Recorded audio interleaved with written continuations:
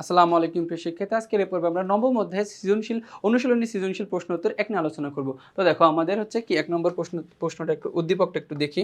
১ নম্বর উদ্দীপকটা বলতেছে দেখো যে রিতা যে প্রতিষ্ঠানে চাকরি করে সেখানে দক্ষতা পদ মর্যাদা সমান হলেও পুরুষ সহকর্মী থেকে নারীদের কম আর্থিক সুবিধা দেওয়া হয়। দেখো যে দক্ষতা অনুযায়ী কি পদমর্যাদা সমান কিন্তু চাকরি টাকার ক্ষেত্রে দেখো যে যে বেতনের ক্ষেত্রে নারীদের কম আর্থিক সুবিধা দেওয়া হয়। বিষয়টি একটি আন্তর্জাতিক সংস্থা অঙ্গ সংস্থার সহায়তায় রিতা সুন্দর সমাধান করেন। দেখো যে নারীদের জন্য একটা কি আন্তর্জাতিক সহায়তা আছে, সে সংস্থা আছে, সেই সংস্থা তাদেরকে বিভিন্নভাবে সহায়তা করেন। সিয়েরা লিওনে কর্মরত বাংলাদেশের পুলিশ সদস্য রিতার ভাই সংবাদ জেনে অত্যন্ত কি হন, খুশি হন। আচ্ছা, ক নম্বর প্রশ্ন হচ্ছে লিগ অফ নেশন কি? কি বলতেছে?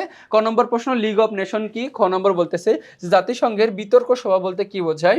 গ নম্বর প্রশ্ন রিতার মতো নারীর অধিকার আদায়ে জাতিসংঘের কোন অঙ্গ সংস্থা কি কাজ করছে ব্যাখ্যা করো। ঘ নম্বর যে রিতার ভাই লাবলু দেশের জন্য গুরুত্বপূর্ণ ক্ষেত্রে অবদান রেখে চলেছেন, তোমার পার্থবয়ের সাপেক্ষে কি যাও যুক্তি দেখাও বল। আচ্ছা, ক নম্বর প্রশ্নটা আমরা একটু দেখি। ক নম্বর প্রশ্নটা একটু উত্তরটা।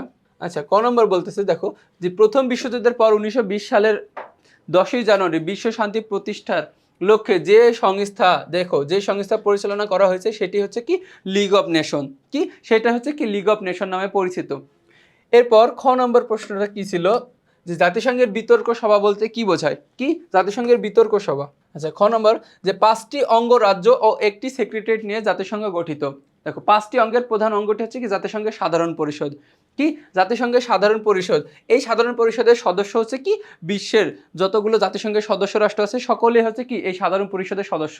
বিতর্ক সভা বলতে সাধারণ পরিষদকে বোঝায়।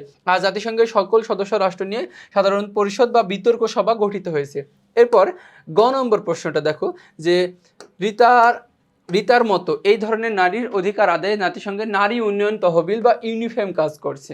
কি ইউনিফেম এই অঙ্গ সংস্থাটি কাজ করছে। তো উদ্দীপক আমরা দেখলাম যে রিপা দেখো যে কি রিতা হচ্ছে কি একটা কোম্পানিতে চাকরি করে, তো সেখানে পুরো দেখো যে তাদের যোগ্যতা অনুযায়ী পদ একই কিন্তু তাদের আর্থিক সহায়তার ক্ষেত্রে আর্থিক হচ্ছে কি বিষয়ের ক্ষেত্রে তারা আছে নারীদের কম অধিকার দেওয়া হয়। তো এইটা হচ্ছে কি না মূলত জাতিসংঘের নারী উন্নয়ন তহবিল বা ইউনিফেমের সংস্থাটি কাজ করছে তার হচ্ছে কি তার অধিকার আদায়ের ক্ষেত্রে।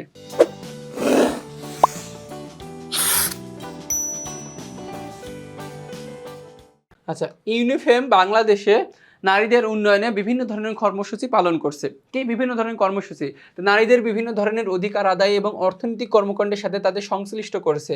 উদ্দীপকের গৃহবধূ রিতা উচ্চশিক্ষায় শিক্ষিত হওয়ার সত্ত্বেও পরিবারের পক্ষে তাকে কোনো কর্মক্ষেত্রে যোগদানের অনুমতি দেওয়া হয় নাই। কি দেওয়া হয়নি? অনেক যুক্তি ও সংগ্রামের পরে তিনি একটি প্রাইভেট ফার্মে চাকরি লাভ করেন। সেখানে একই পদমর্যাদার পুরুষ সহকর্মী অপেক্ষা তাকে কম আর্থিক সুবিধাদি দেওয়া হয়। এক পর্যায়ে যোগ্য সম্মান প্রাপ্য সুবিধা নিশ্চিত করার জন্য তিনি কি যান কর্তৃপক্ষের সাথে আলোচনা করেন, অবশেষে সফল হন। বাংলাদেশে নারীদের নিরাপদ শ্রম অভিবাসন সহ বিভিন্ন ইস্যুতে দেখুন এই ইউনিফর্ম কি করছে কাজ করে আসছে। আচ্ছা, সুতরাং বলা যায় বাংলাদেশের নারীদের অধিকার আদায়ে ইউনিফর্ম অত্যন্ত গুরুত্বপূর্ণ ভূমিকা কি করছে পালন করছে।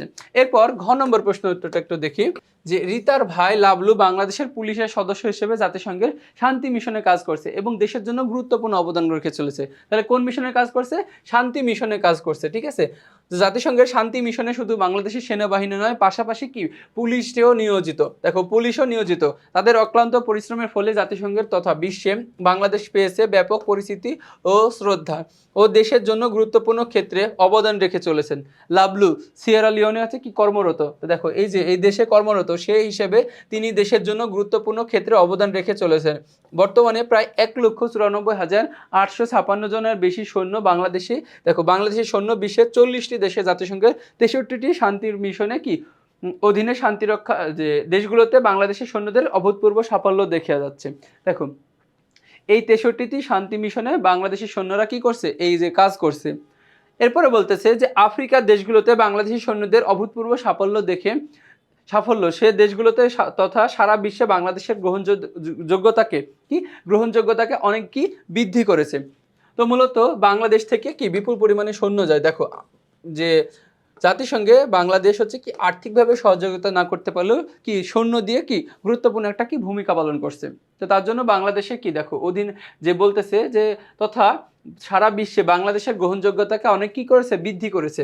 আফ্রিকা এবং এশিয়ার বিভিন্ন দেশে রাজনৈতিক পক্ষপাতিত্বের কারণে অন্যান্য দেশের সৈন্যরা সেখানে গ্রহণযোগ্যতা পাচ্ছিল না। দেখো যে আফ্রিকা এবং এশিয়ার বিভিন্ন দেশের রাজনৈতিক পক্ষপাতিত্বের কারণে অন্য দেশের সৈন্যরা সেখানে গিয়ে কি পাচ্ছিল না, যে গ্রহণযোগ্যতা পাচ্ছিল না।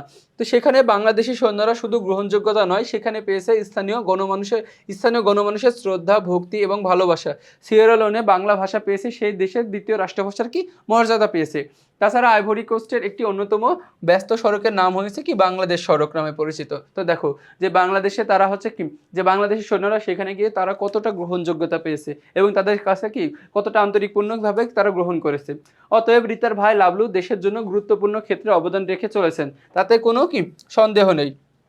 তো দেখো এরই মাধ্যমে আমরা কি যে পাঠ্য বইয়ের নমুনা প্রশ্নোত্তর সৃজনশীল 1 শেষ করলাম। তো পরবর্তীতে তোমাদের সাথে আবার দেখা হবে। আসসালামু আলাইকুম।